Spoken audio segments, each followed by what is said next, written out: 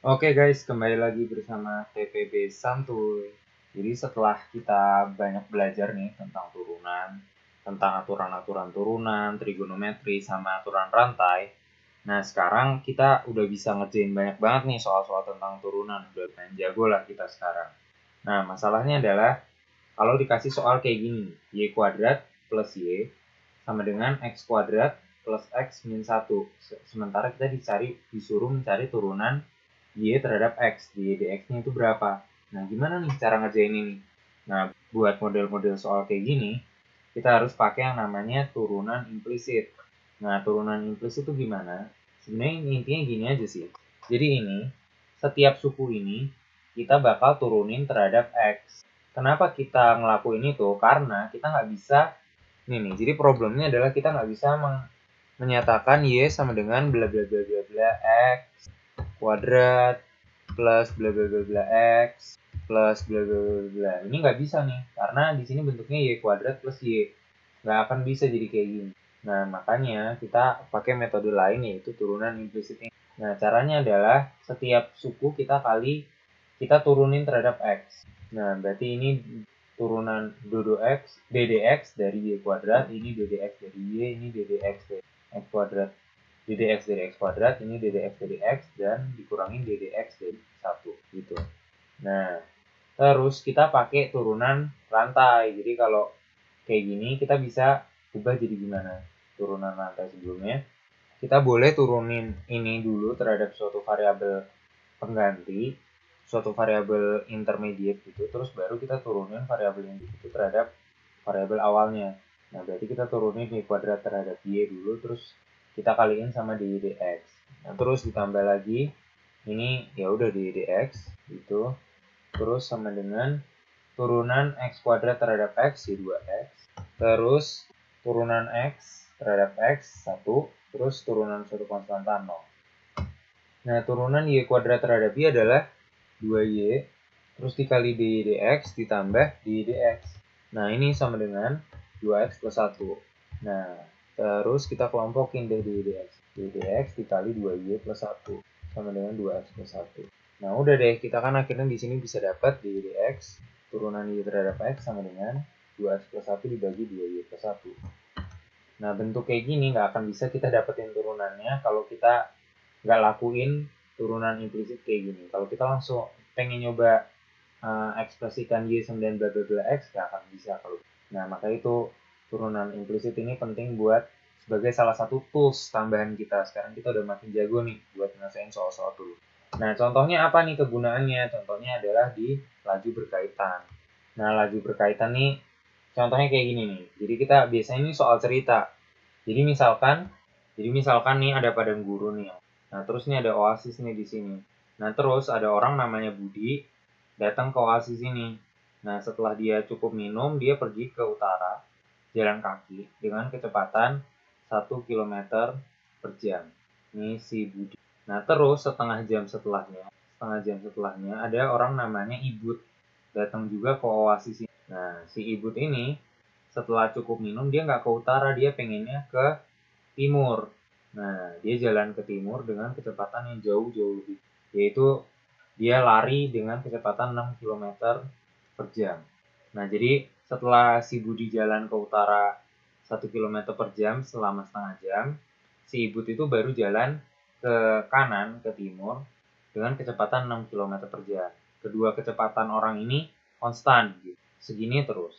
Nah, setelah setelah si Ibut jalan, setengah jam setelahnya lagi, pengen tahu nih jaraknya si Budi sama si Ibut itu berapa gitu. Nah, berarti kan ini nih.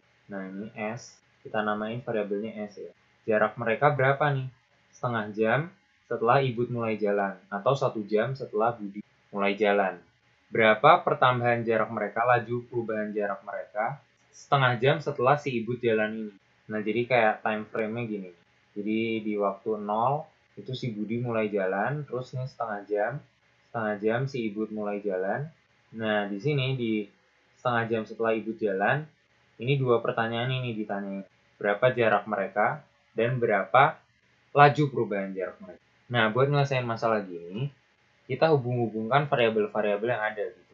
Jadi variabel yang kita punya adalah S atau jarak mereka, dan yang jelas T waktu. Waktu kan karena kita waktu. Nah, terus kita juga tahu bahwa jarak si Budi dari si Oasis ini, kita tulis X Budi gitu ya, itu sama dengan jarak dia awal setelah setengah jam, setelah setengah jam jalan dengan kecepatan segini, maka jaraknya dia adalah setengah dikali 1 kan. Nah, terus selanjutnya, jarak Budi dari si Oasis adalah kecepatan dia dikali waktunya, 1 dikali T, atau setengah tambah T. Nah, terus jarak si Ibut dari si Oasis adalah kecepatan dia 6 dikali T. Tuh. Nah, berarti kita ngitung T mulainya dari sini. Nah, ini T sama dengan 0. 6. Nah, selanjutnya kita hubungkan S sama mereka-mereka ini. Jadi, kalau kita lihat segitiga ini, kita langsung kepikiran namanya jarak-jarak lagi kan, pasti Pitagoras kan. Nah, berarti S itu jarak Budi dari Oasis kuadrat, S kuadrat sama dengan jarak Budi dari Oasis kuadrat tambah X jarak Ibut dari Oasis kuadrat juga. Nah, ini penting banget. Relasi yang menghubungkan variabel-variabel itu. Nah, terus kita jabarin lagi. Karena yang diminta ini ada juga di SDT, maka kita nyatain semua juga dalam T. Karena X-nya bisa kita nyatakan dalam T. Jadi kita dapat setengah, X Budi kan setengah plus T kuadrat, ditambah 6T kuadrat, 36T kuadrat. Gini kan. Nah, balik lagi nih. Setelah kayak gini, padahal yang kita cari itu ini juga nih di SDT. Seberapa laju perubahan jarak mereka terhadap waktu. Nah, karena ini bentuknya kuadrat, jadi ribet kan kalau mau dijadiin bentuk akar. Mendingan kita ngerjain ini pakai yang kita pelajarin sebelumnya, yaitu turunan implisit. Nah, jadi kita turunin semuanya, semua suku terhadap T.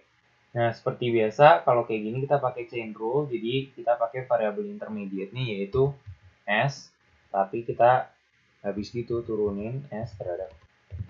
Oke, maka ini kita bakal dapat 2S DSDT sama dengan, nah turunan ini pakai chain rule lagi, jadi kita turunin yang luarnya dulu, jadi 2 kali setengah plus T, terus kita turunin dalamnya, yaitu setengah turunin jadi 0, ini turunin jadi 1 dikali 1, ya udah. Terus ditambah turunan ini 72T. Nah, kayaknya ini bisa dibagi 2 semua, jadi 2-nya hilang, ini jadi 30. Nah, jadi karena yang kita cari di SDT ini, nah di sini kita udah tahu nih T yang kita pengen adalah T yang ini, setengah jam setelah si Ibut jalan. Nah, berarti di sini kita T-nya udah tahu, ini T-nya. Yang kita pengen cari adalah dua-duanya nih, S sama di SDT. Nah, gimana nih caranya? Nah, kita pakai persamaan ini lagi, kita bisa cari S-nya nih. S kuadrat sama dengan ini. Nah, kita hitung aja ini. Setengah plus T berarti yang kita mau kan T sama dengan setengah. Nah, kita masukin ke sini setengah tambah setengah, 1 kuadrat, 1 tambah 36 kali setengah kuadrat kali seperempat, yaitu 9. Gitu, berarti ini 10. S kuadrat sama dengan 10, maka kita udah dapat nih S-nya sama dengan akar 10. Nah, udah deh, kita bisa masukin ke sini untuk dapetin DSDT.